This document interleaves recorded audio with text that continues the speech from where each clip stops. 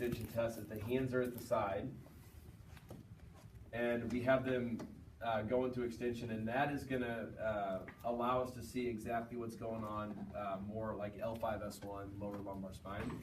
So I use this quite a bit, like if you're suspecting spondylolisthesis or you know they have spondylolisthesis, a lot of times you'll see exactly what the problem is as far as they have imbalance between intra-abdominal pressure and paraspinal musculature.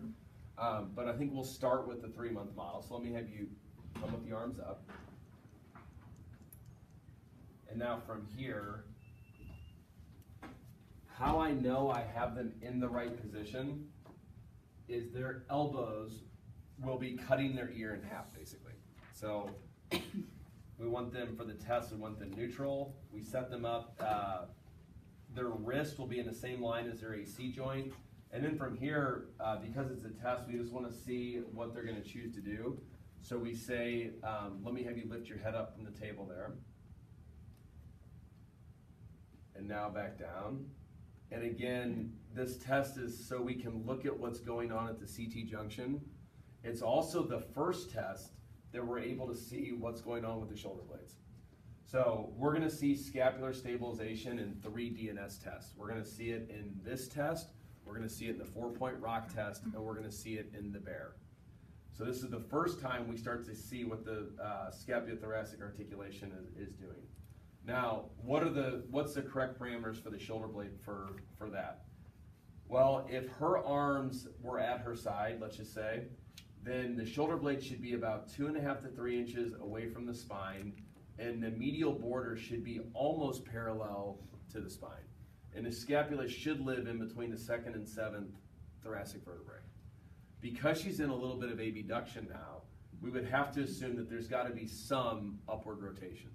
So, and we kind of changed this now in DNS from what we were saying, or what we were originally taught. We are all taught as I start to abduct my arm, my scapula is not going to move until 30 degrees of abduction. And then it's a 2 to 3 to 1 ratio, or whoever you read, well, it depends. However, what we teach now in DNS is that the scapula really shouldn't move before 80 degrees of arm abduction or flexion.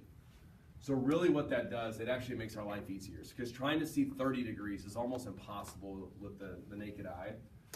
So in saying all that, when people have shoulder dysfunction, what do we see? We see basically the humerus and the shoulder blade become glued together. So whenever they move their arm like this, the shoulder blade just leaves early, and we have no disassociation between the shoulder and the humerus, or from the humerus and the scapula. So when I put them in this position, it's the first thing, we just want to see like where their shoulder blade is sitting. So a lot of us, they'll automatically be in malposition from just being in this position here.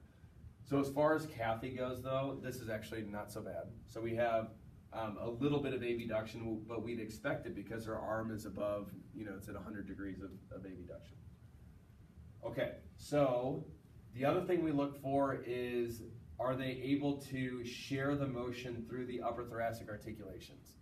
So the reason we have vertebrae, if you've ever wondered, is because we're designed to have motion between all these different segments.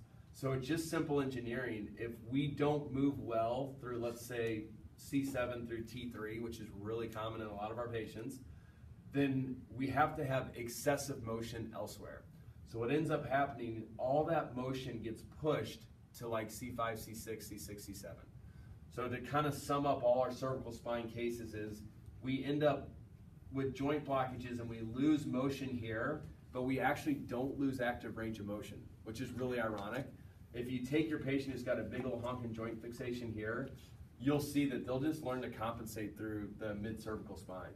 So you'd think they'd have restricted active range of motion, but they actually don't. The other side of the equation is, are they able to balance the deep neck flexors with the extensors? And so that kind of sums up what we need to do with our cervical spine cases. And if we want to activate our deep neck flexors, I got to have the right intra-abdominal pressure first. All right, so Kathy, let's just have you go maybe 5 or 6 times here for me.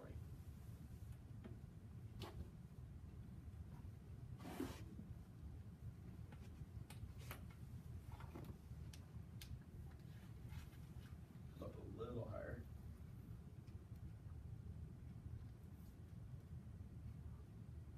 The other thing we look for too is to see, does she require upper trap, levator, some of these accessory muscles here?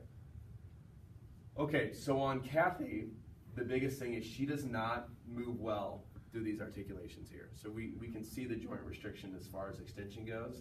I think as far as this test goes, she's actually okay as far as scapulothoracic stabilization. But, so anyways, that is the first part of the test. And again, just so it doesn't get confusing, this is so we can really start to see what's going on at the CT junction. As she comes up too, we're also able to see how well she's able to share extension throughout the thoracic spine. Let me have you come up again. So here we have the blockage and extension. Go back down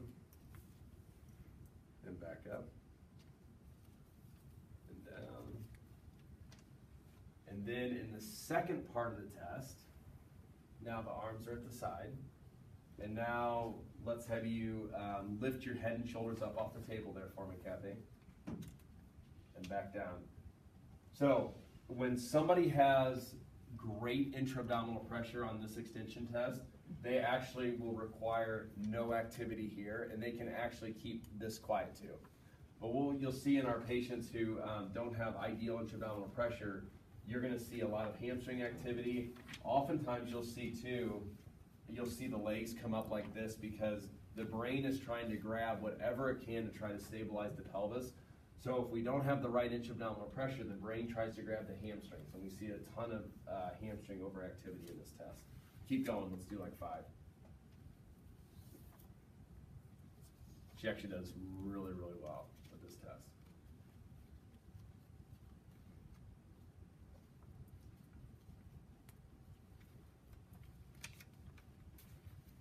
Perfect. Can I borrow you, show, on this for this test? Yeah.